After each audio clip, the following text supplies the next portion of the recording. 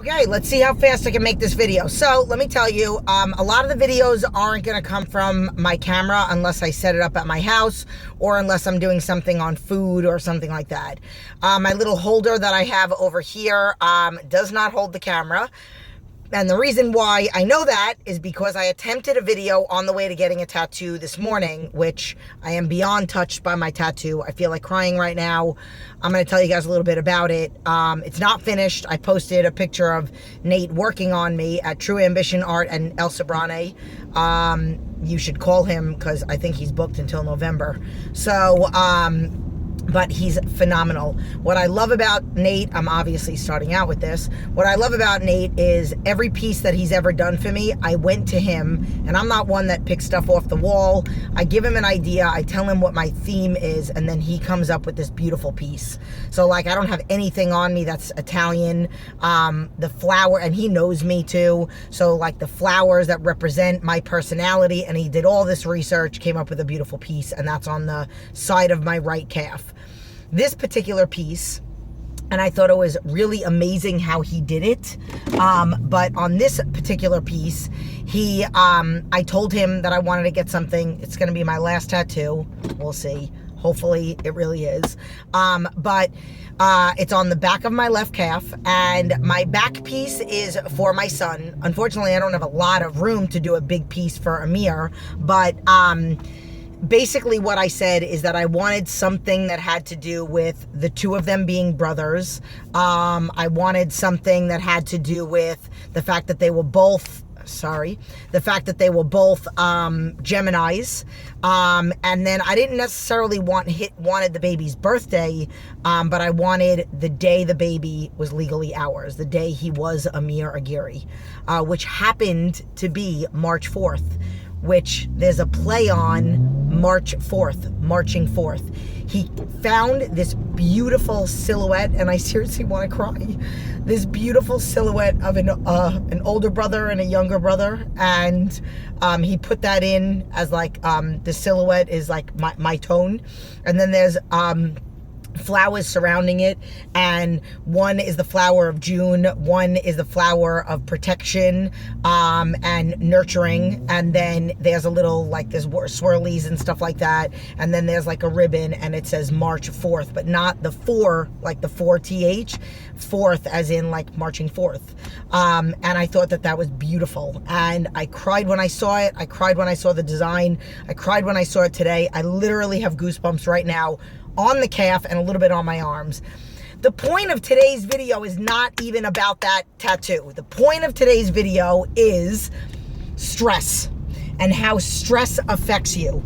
So you guys, if you're on my Facebook, you might have seen I posted a picture of me on Monday, a montage side by side. My whole back pretty much is taped in KT tape, and on Sunday I had an event that I was supposed to go to that I physically tried very hard to go to, and I could not go.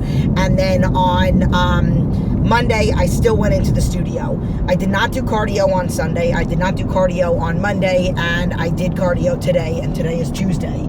So pretty much here's what happened. I blew out my back, and I mean blew out my back. I heard a pop, and this is the second time this has happened to me, and I think that there is a reason that these things are happening to me.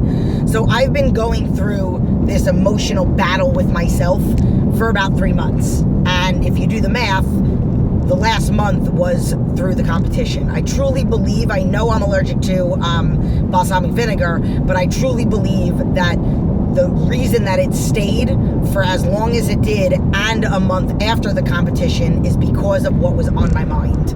I truly believe that I got injured and I hurt my back then, and I hurt my back again this time because of the stress and me not truly doing what I knew deep down in my heart I needed to do. I'm not going to get into it. I'm an open book and I tell everything about my life, but there are certain things that I just would like to keep to myself.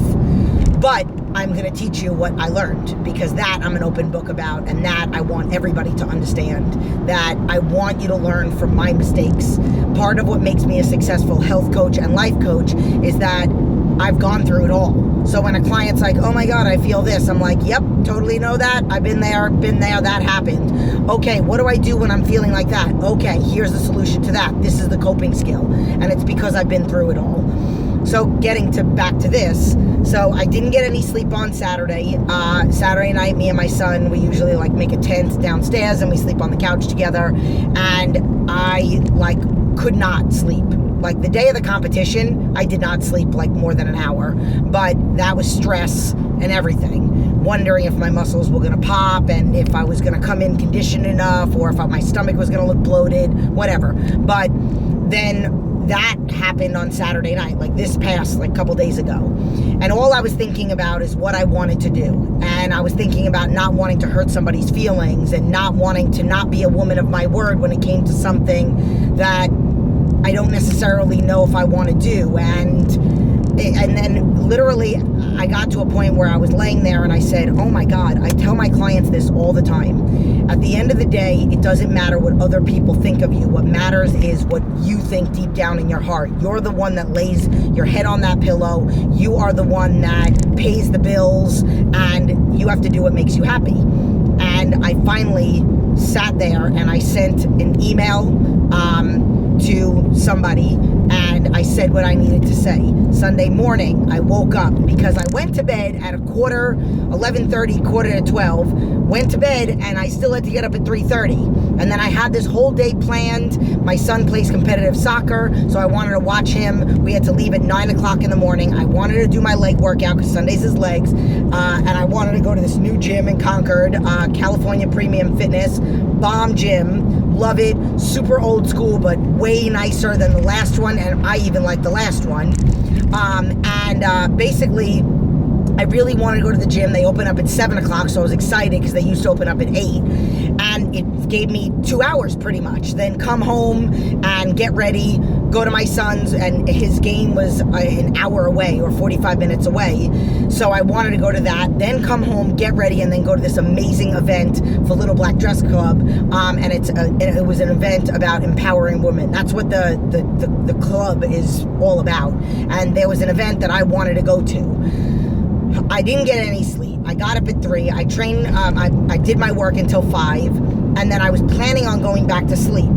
And I passed out for like 30 minutes, and then the baby woke me up at 5:30. And Saturday night is my night if the baby wakes up. The baby's been sleeping through the night for quite a while now.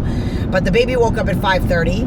I went and got him. Then I was taking care of him. Then 6 o'clock is when I was going to start getting ready. Now, usually right after my cardio, I eat something. And then I usually don't work out that early. I do my training a few hours away from my cardio. So that's part of the reason why I decided not to do cardio. So my schedule got completely thrown off.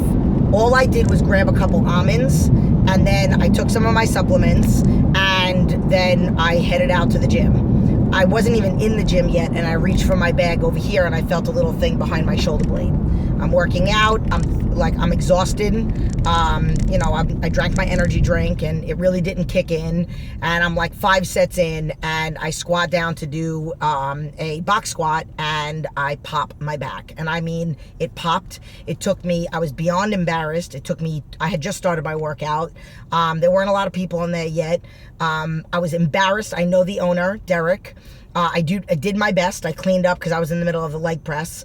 It took me about 20 minutes to take off the plates that I had. And then I had a barbell, a preset barbell.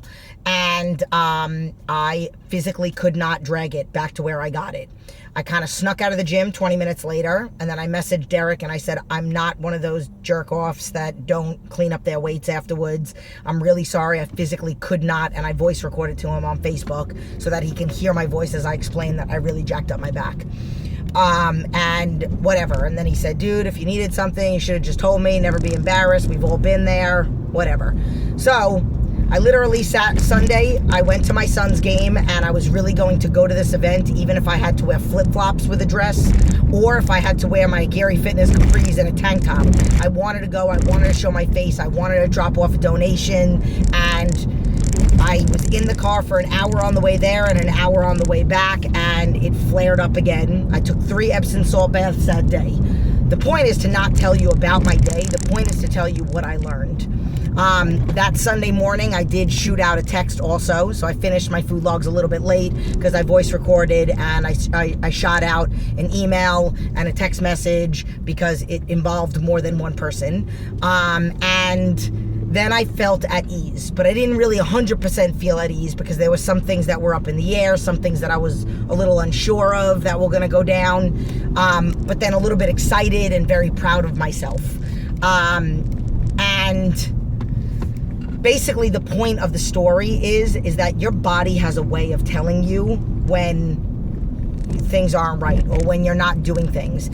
I don't believe in cravings. I don't believe in sweet cravings. I truly believe you're craving something emotionally, but that's your body's way of telling you that you're stressed out about something. We just happen to habitually turn to food.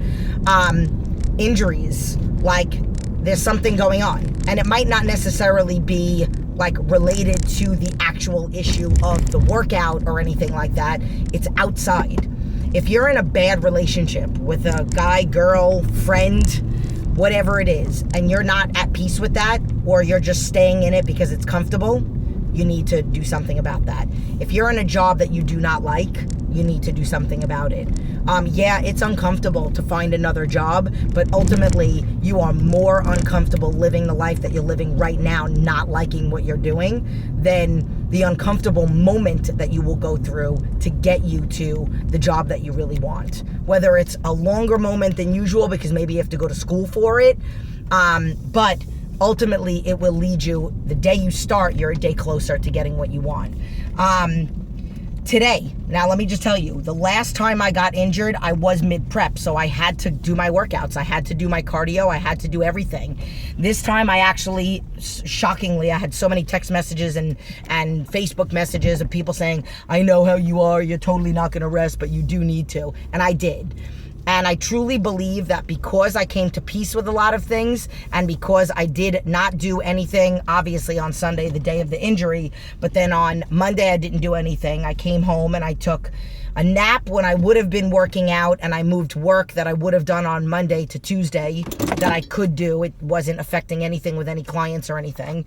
It wasn't like I canceled a coaching call, which I would never do. I got to be on an IV, and even then I would be like, can I use my Bluetooth in the hospital? Where was I going with that? And, but basically today I feel significantly better. I still can't stand up straight. My back is still completely taped, but I truly believe that not only that little bit of rest that I took, because I did do an hour of cardio today, not nearly as intense as I usually do it, which is why I did an hour. Usually I do 45 minutes. I went on the stairs at level 4 when I usually do level 9 to level 14. And then I went on the bike, and then I went back on the stairs, and then I went back on the stairs again. So, you know, I went and I got my tattoo. Thank goodness it was laying on my stomach because he was doing my calf. But I truly believe that the relief was relieved from my body. And again, I still feel it, but it's definitely going away faster. I mean, it just happened on Sunday, and for me to feel this kind of relief, I didn't feel this feeling that I feel today until probably about 7 days later. When it happened the last time. So, you know, this is, you have to listen. I also, and I want to say this, I don't believe in, you know, I believe in being smart. I believe there is a way around things. Ultimately, if you physically can't move, I'm not saying that you should work around it, but I believe like if you're, and I've done videos on this and all my clients know of it, like you hurt your knee, that doesn't mean you can't do cardio. You could do upper body cardio. Your knee hurts, it doesn't mean you can't do upper body weights. Like a back thing is totally different. So I do believe that there are ways around things, but I also do believe that at the end of the day, you really have got to think about where in your life you're missing things. If you have a weight loss or weight loss or weight gain, or just overall changing your frame or gaining more flexibility or performing better in a sport, whatever it is, and if you're with somebody that knows what they're talking about and you're not seeing the results that you want to see, it could ultimately be, and you should talk to your coach, it could ultimately be stress.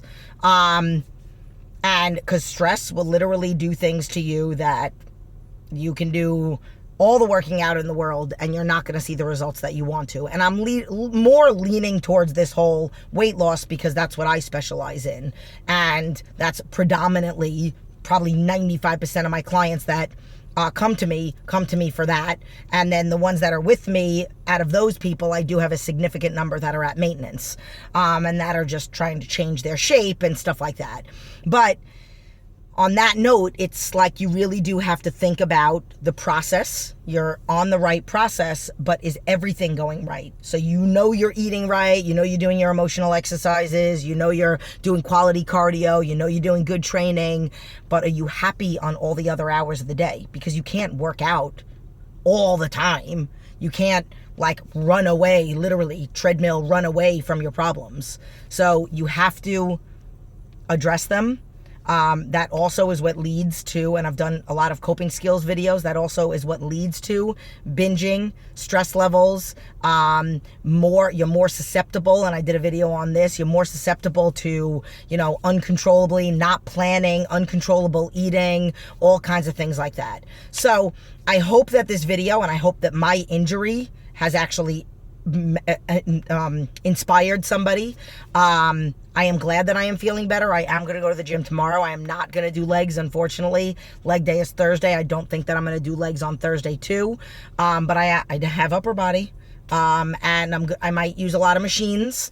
But this video is supposed to be short, and it was so not short. So I love you. I hope you guys learned something, and I'm sorry that it was a whole bunch of stories instead of the message.